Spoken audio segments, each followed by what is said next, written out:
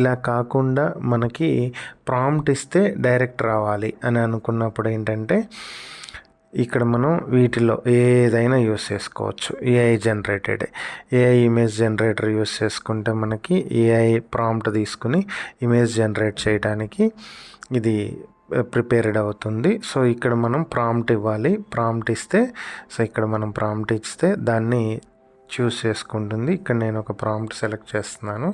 So ఇక్కడ paste చేస్తున్నాం. ఇక్కడే మనం జనరేట్ చేసుకోవచ్చు ప్రాంప్ట్ని కూడా. మనకు కావాల్సిన టెక్స్ట్ కొంత ఇస్తే వచ్చేస్తుంది. అడ్వాన్స్డ్ సెట్టింగ్స్లో మనం ఇక్కడ ఏ టైప్ ఆఫ్ మోడల్ కావాలి, ఏ సైజ్ కావాలి ఏంటనేది సెలెక్ట్ చేసుకోవచ్చు.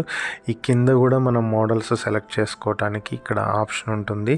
సపోజ్ నేను ఇప్పుడు బ్లాక్ అండ్ వైట్ మోడల్ కావాలనుకుంటున్నాను, సెలెక్ట్ చేశాను, జనరేట్ క్లిక్ చేస్తున్నాను.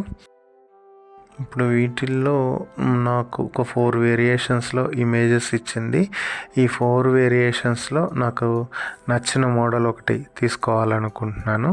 సో ఇది ఓకే, నేను ఇక్కడ తీసుకుంటున్నాను. వచ్చేసింది ఇమేజ్.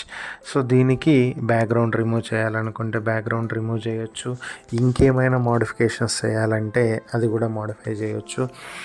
లేదు ఇంకో పిక్ ఇది వద్దు, ఇంకో మోడల్, ఇది వద్దంటే ఇంకో మోడల్, అది కూడా వద్దంటే ఇంకో మోడల్.